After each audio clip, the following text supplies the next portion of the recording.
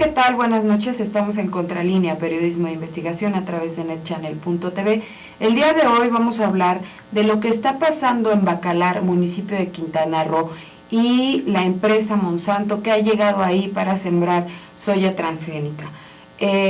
Entrevistamos a campesinos, a un abogado que lleva el caso ante la Suprema Corte de Justicia de la Nación y a un científico que nos da los motivos del por qué la presencia de Monsanto podría afectar las tierras de estos campesinos que están trabajando continuamente para poder salir adelante. Le presento la entrevista con Armando May y Manuel de Jesús Puc para ver lo que nos dicen al respecto y la defensa de su territorio. Armando, ¿usted de dónde viene? Del estado de Quintana Roo, municipio de Bacalar, un poblado que se llama Nueva Juárez-Solán. ¿Qué está pasando en Quintana Roo con Monsanto? ¿Qué está pasando allí? Porque allá se está sembrando lo que es las soya transgénicas, que se otorgó el permiso por la dependencia de gobierno que es el...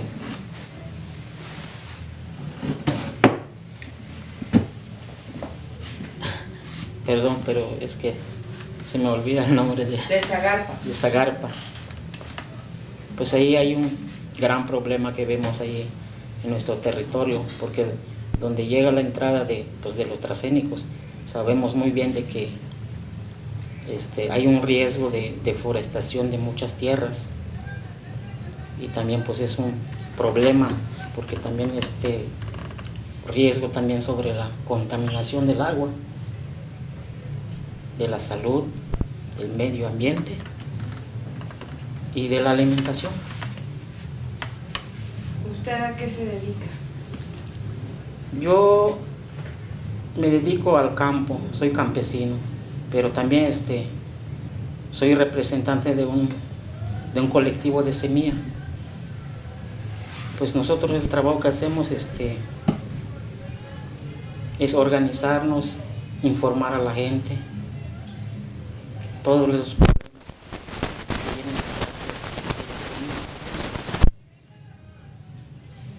hacemos feria de semilla para darle información. O sea, hacemos varias actividades, pero nos acompaña la organización que es EDUCE, que es Educación, Cultura y Ecología. ¿Cómo usted se dedica al campo? ¿Qué siembra? Siembro puras semillas nativas. Maíz. En nuestra región, maíz, o sea, diversidad de semillas.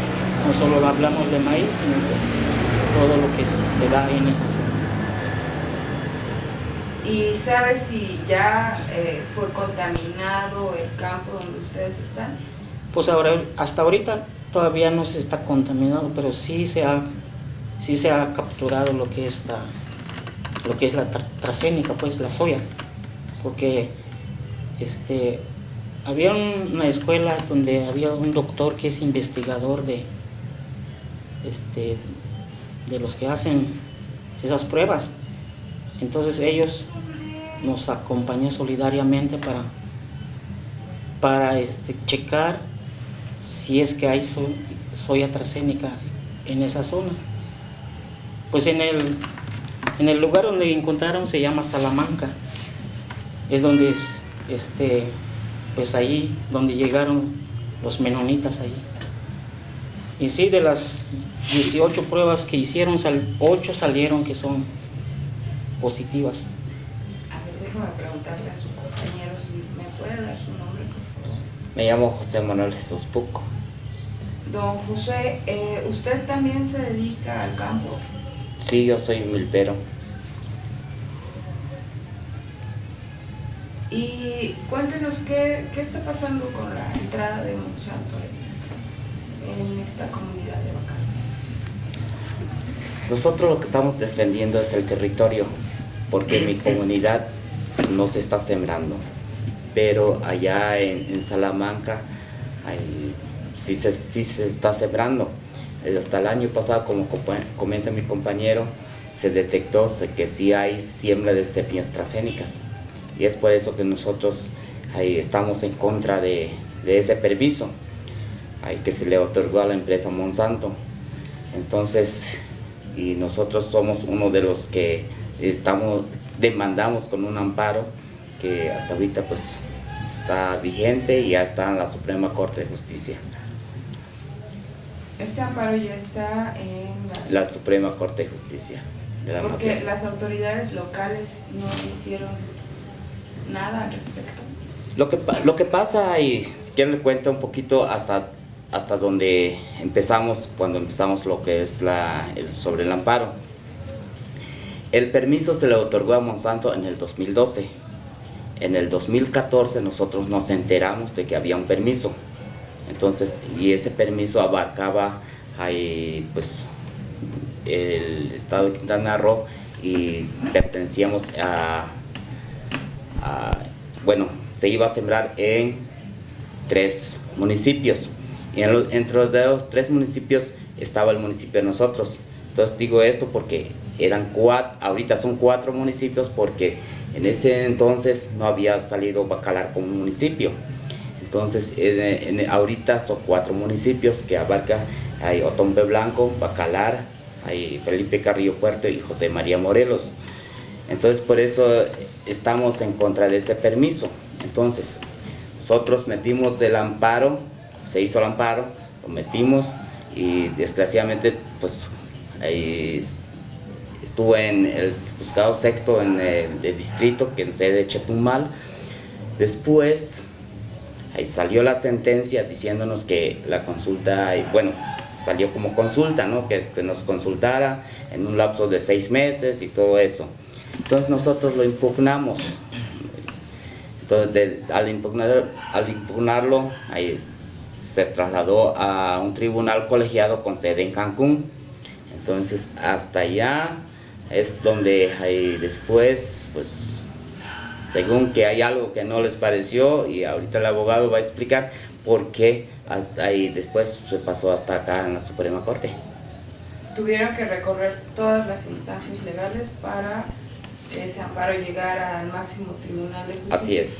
¿Cuántos campesinos serían afectados y cuál es el espacio que ustedes están defendiendo? Nosotros lo que estamos defendiendo, como te dije, es el territorio. De número de campesinos no te puedo decir cuánto, porque pues no tengo la cifra de cuántos vivimos en las comunidades. El municipio Bacalar cuenta con 57 comunidades o ejidos. Pero las personas no te puedo decir cuántas, porque pues no tenemos la relación de cuántos viven en total del municipio. Pero las comunidades que son afectadas son casi todas. Entonces ya es un... ¿Comunidades indígenas? Mande, desgraciadamente sí. Son comunidades indígenas, son hablantes mayas, pues creo que hay algo muy grave, porque mucha gente de las comunidades no conocemos lo que es los derechos de lo que nos rige la Constitución.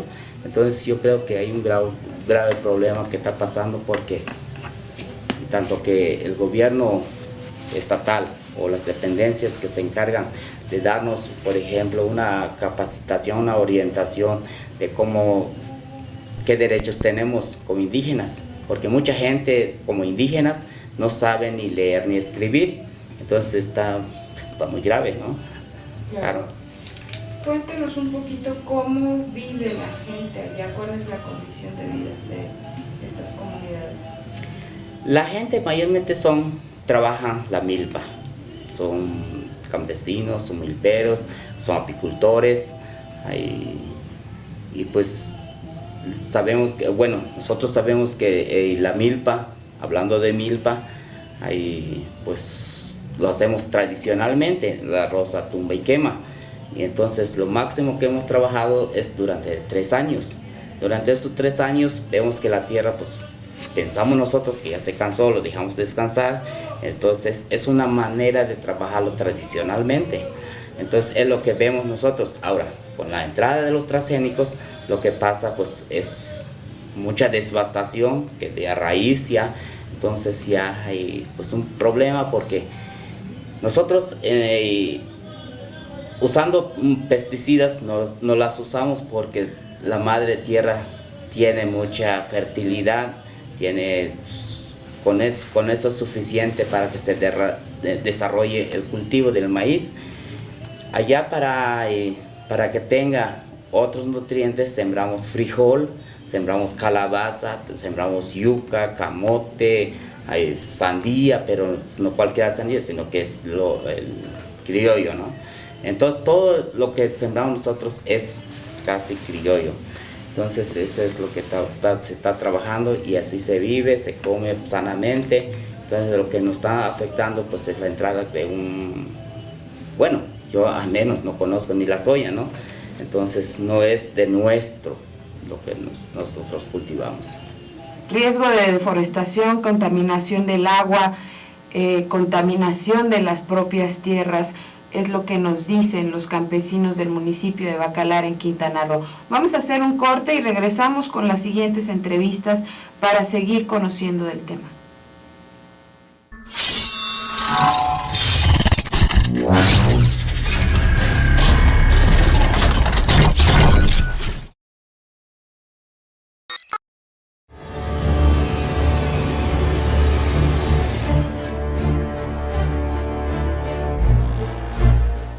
Gracias por seguir con nosotros en Contralínea, periodismo de investigación a través de netchannel.tv.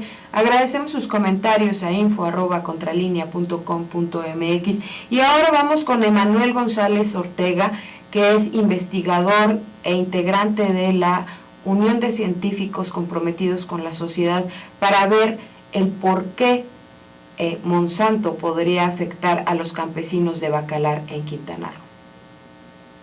Trabajo en el Instituto de Ecología de la UNAM y colaboro en la Unión de Científicos Comprometidos con la Sociedad y en la Red en Defensa del Maíz. Emanuel, ¿verdad? Sí. ¿Nos podrías comentar cuál sería la principal afectación que tendría el municipio de Bacalar con el esparcimiento de lo que genera la siembra de soya transgénica? En realidad son varias afectaciones, ¿no? a partir de riesgos que están ya documentados, ¿no? científicamente. Nos gusta explicarlo como que son riesgos como en distintas etapas, ¿no? o a distintos alcances, ¿no? Desde la modificación de las plantas para hacerlas transgénicas, con la expresión, o sea, la misma transformación de las plantas está comprobado que puede ser potencialmente generadora o productora de algunas otras proteínas que pueden ser causar alergias, ¿no? Desde alergias leves hasta alergias fulminantes, digamos. Esto, pues claro, depende de la persona que se haya expuesto, la cantidad, ¿no? Son muchos variables, ¿no? Esto es decir, desde el entorno genómico de la planta, ¿no? Luego en un sentido más amplio, pues a nivel ya más agroecológico, de la interacción de las plantas transgénicas con el resto de plantas o de cultivos o incluso del medio que se encuentre pues en la proximidad, ¿no? Los permisos que se han aprobado, en particular en la península de Yucatán, aunque en otras partes del país, ¿no? como en Veracruz, en Tamaulipas, son para soya tolerante al herbicida glifosato, ¿no? Actualmente ya se sabe que en contraste con lo que se había manejado anteriormente, incluso que las compañías promueven, ¿no? que el herbicida pues no es tóxico ni para el ambiente, ni para las personas, ni los animales que están expuestos a él. Se sabe actualmente que sí tiene gran toxicidad, ¿no? Incluso la Organización Mundial de la Salud ha clasificado al glifosato como probablemente cancerígeno, ¿no? Además de los diferentes tipos de cáncer que puede provocar, ¿no? Y hay casos clínicos ya evidenciados en Sudamérica, en particular en Argentina, ¿no? De gente que está padeciendo muchas enfermedades, muchos tipos de cáncer, malformaciones congénitas, abortos.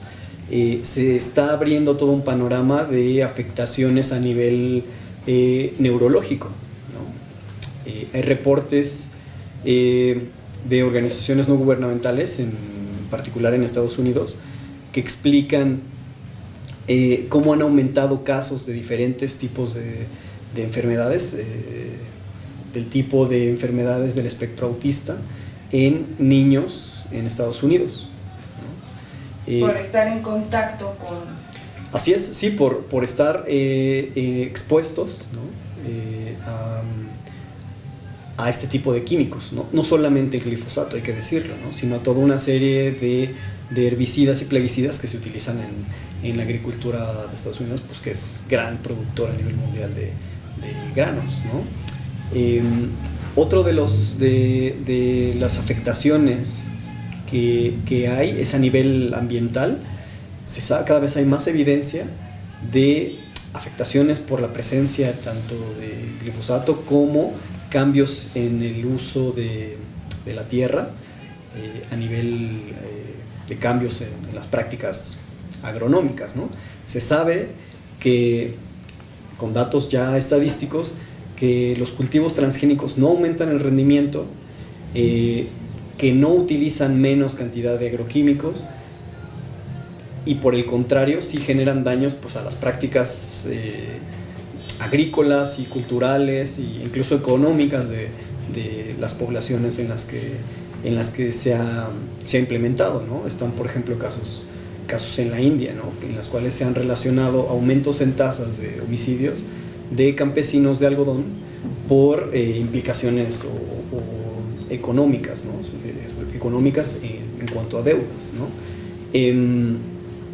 A nivel ambiental se sabe que en el caso del glifosato, pues que es un compuesto muy, muy persistente, contrario a lo que dicen las industrias y los promoventes de la agrobiotecnología, no se descompone fácilmente, ¿no? De tal manera que se encuentra aún al asperjarse en los campos, se puede encontrar incluso en productos alimentarios procesados industrialmente, ¿no? Emanuel, te pregunto esto porque, bueno, nosotros también tuvimos oportunidad de hacer un programa con apicultores en la península de Yucatán y nos explicaban cómo está afectando la siembra o la contaminación de siembra de soya transgénica a las abejas, ¿no? Por ejemplo, cómo están acabando con las abejas y cómo está minando la economía de los apicultores.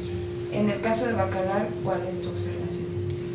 Pues hay muchas investigaciones que están tanto a nivel internacional como en México, en el caso de Ecosur en San Cristóbal de las Casas, donde hay expertos en abejas, y lo que nosotros entendemos y la perspectiva que nosotros tenemos, pues es que es un conjunto de afectaciones, no nada más, digamos, por la presencia de agroquímicos en los campos, ¿no? Sino si se da todo este cambio en los usos o en las prácticas agrícolas, implica deforestación de la flora original, ¿no? Son superficies de selva, ¿no? Y son arrasadas para introducir el monocultivo, lo cual, pues, abejas que visitan o que originalmente visitaban la vegetación nativa, pues ahora actualmente se encuentran sin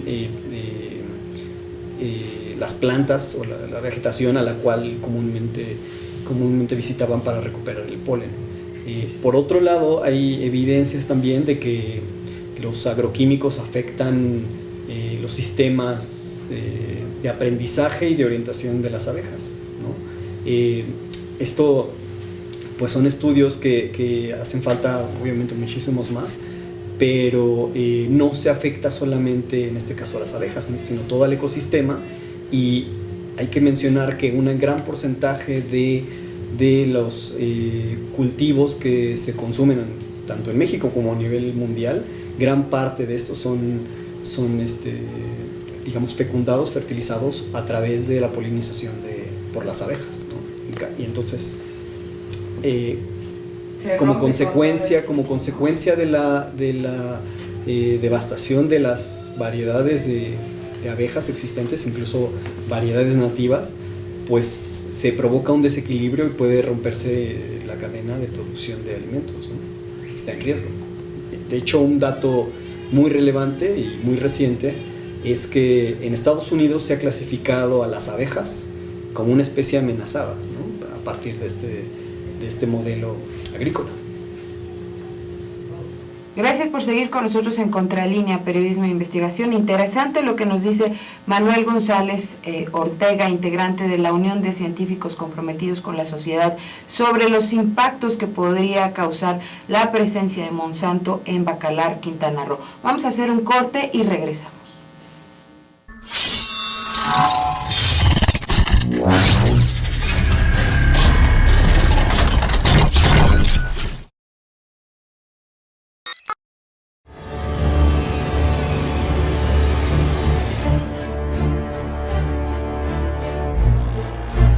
Gracias por seguir con nosotros en Contralínea, Periodismo de Investigación, a través de netchannel.tv. Ya vimos lo que opinan y lo que sienten los campesinos de Bacalar, Quintana Roo, y la parte científica de cómo serían las afectaciones con la presencia de Monsanto en sus tierras. Ahora me gustaría que fuéramos con Raimundo Espinosa, que es integrante de la Asamblea Nacional de Afectados Ambientales y abogado quien lleva el caso ante la Suprema Corte de Justicia de la Nación. Vamos a ver lo que nos dice.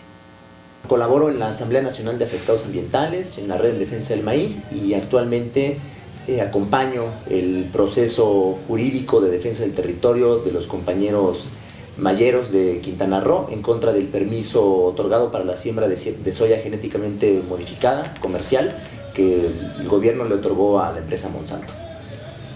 ¿Es Monsanto quien está sembrando o son productores que siembran? Son personas que a través de contratos, ¿no? O que consiguen la semilla y siembran la soya. La soya es la que pertenece a Monsanto, ¿no? Y bueno, los distribuidores son distintas tiendas que muchas veces dependen de la propia empresa Monsanto. A ellos se les compra o directamente Monsanto establece contratos con los ejidos o con representantes, y bueno, son al final de cuentas pues son personas de la propia comunidad, habitantes de los ejidos quienes siembran, ¿no? Vemos que el caso llegó hasta la Suprema Corte de Justicia de la Nación. ¿Por qué agotar todas las instancias? ¿Qué pasó en el proceso? ¿Que no les hicieron caso? Sí, bueno, en principio el otorgamiento de este tipo de permisos tiene como fundamento la Ley de Bioseguridad. En la Ley de Bioseguridad hay un momento en donde se puede participar, pero esa participación pues es ficticia porque no tiene ningún efecto, ¿no? Uno puede, a través de internet, además es a través de internet, uno puede escribir ahí todos los argumentos, incluso demandas, y no va a pasar nada, ¿no? Esa es una primera instancia de participación que no tuvo mayor efecto, la gente participó, no pasó nada. En segundo lugar, las autoridades municipales, las autoridades del Estado, muy poco tienen que ver porque no es un asunto de su competencia. Ellos podrían, si tuviesen la disposición, la voluntad, la convicción de oponerse a este tipo de proyectos que implican transgénicos, pues podrían hacer gestiones para una declaración de la zona como libre de transgénicos, podrían participar en eso y en muchas cosas. Sin embargo, lamentablemente, ni los políticos en campaña, ni los que participan ya en las instituciones en la región, lo han hecho, ¿no? No han tenido esa voluntad. Entonces, todo el trabajo de oposición a este tipo de proyectos, por las implicaciones negativas que puedan tener, pues lo han tenido que realizar las comunidades, con trabajo de información, de concientización, organización, en fin. Y una de las vertientes del trabajo, de las acciones que se han tomado, pues han sido las jurídicas, ¿no? Ya en la parte jurídica, pues lo que procedía en estos casos era una demanda de amparo. Podríamos agotar recursos administrativos, pero si los amparos son tardados, los recursos administrativos son peores, ¿no? Entonces, más bien, como había nosotros teníamos esa opción de ir por la demanda de amparo, fue lo que se optó finalmente, ¿no? La demanda de amparo se interpuso en el año de 2014, la que está ahora vigente, Finalmente, el juez de distrito en Chetumal emitió una sentencia hasta 2016, 2 años después, en marzo de 2016. Esa sentencia, supuestamente nosotros ganamos, nosotros consideramos que no ganamos, porque para el juez de distrito todo se resolvía si nos hacían la consulta. Sin embargo, nosotros no pedimos la consulta, nosotros estamos en contra de la consulta, no queríamos la consulta. Sí se introduce, nosotros metimos el tema de la consulta, pero para demostrar que existía un vicio en el procedimiento de expedición del permiso que implicaba o que suponía o que debería tener como consecuencia su anulación, porque esa consulta, que es en este caso una consulta a comunidades indígenas que se rige por un estándar internacional del convenio 169, sentencias de la Corte Interamericana, etcétera. Bueno, no se realizó, ni siquiera no se realizó como debió, simplemente no se hizo, ¿no?, en el momento en que tenía que hacerse.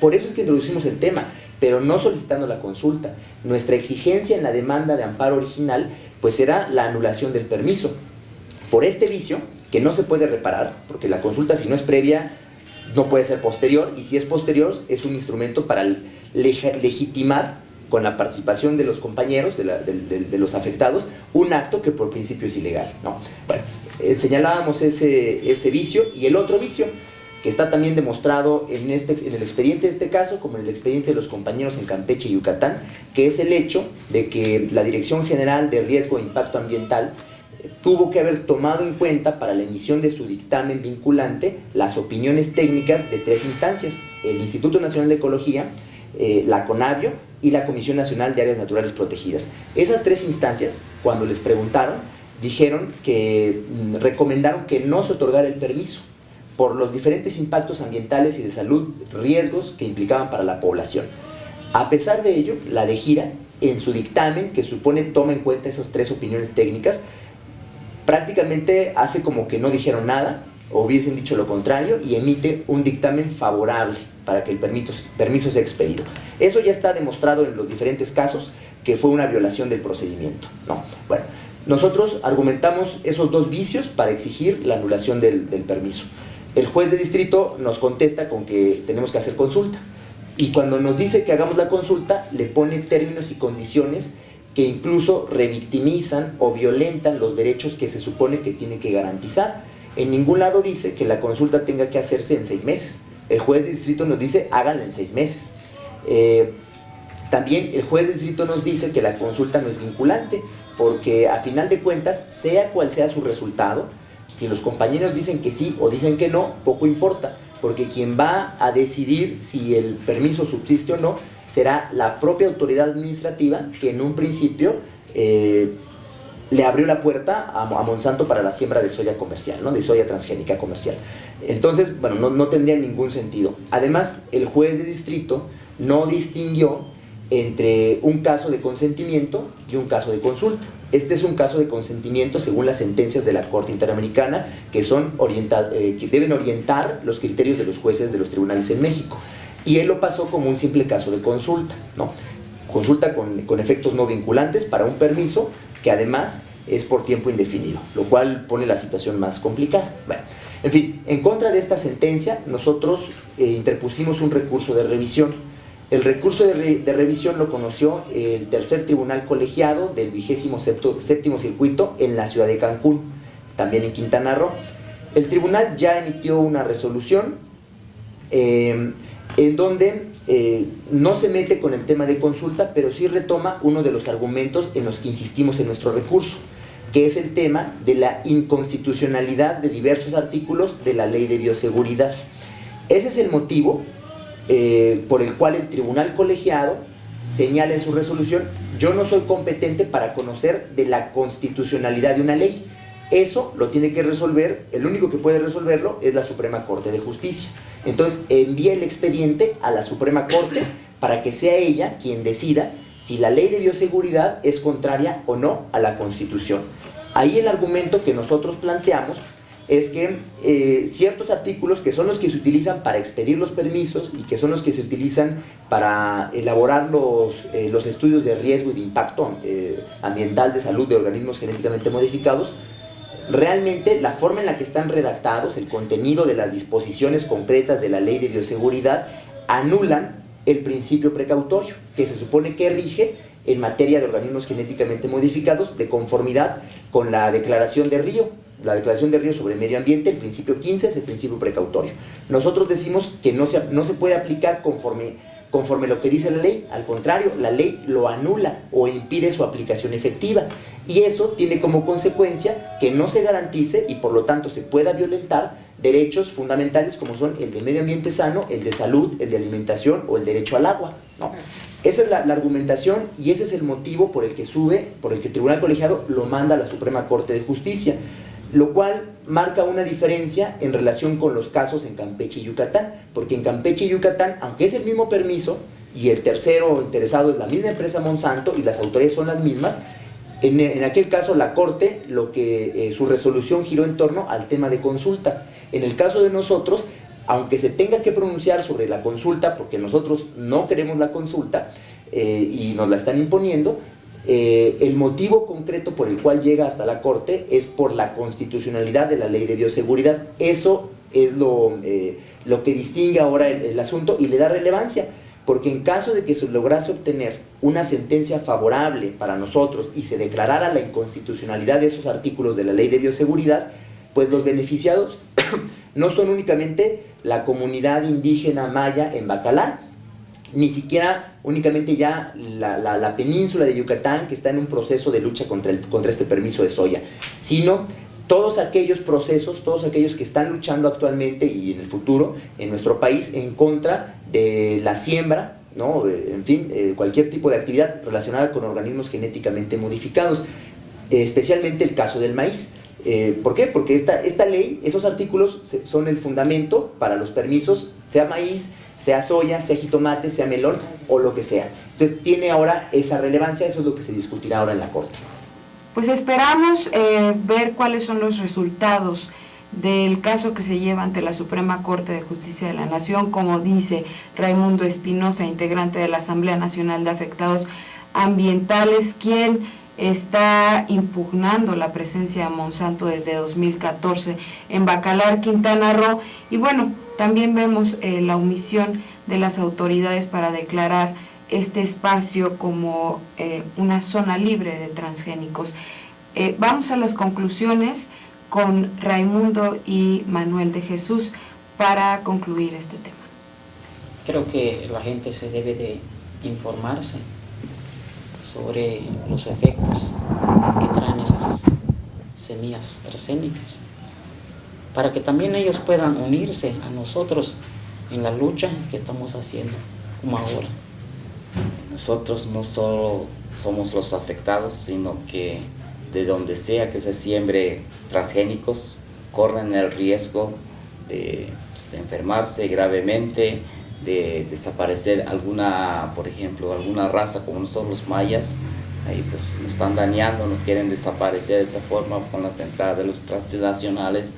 Ahí pues yo creo que es muy grave lo que está pasando acá en México, pero si nosotros nos sumamos como mexicanos, que nos solidaricemos entre todos, ahí como lo hacen la gente, por ejemplo la UX, la Unión de Científicos, no sé qué, el de Medios Ambientales, como lo hace el abogado. Entonces yo creo que podemos parar así en seco todo lo que está sucediendo y pues hacer un México nuevo, con vida nueva, a lo mejor, ¿no? Pues eso es lo que pensamos y soñamos.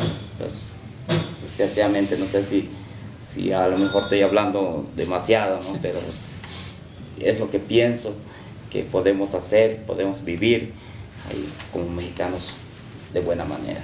Gracias por haber estado con nosotros en Contralínea, periodismo de investigación a través de netchannel.tv. Esperamos que este tema también haya sido de su interés y nos vemos el próximo martes a las 8 de la noche. Hasta luego.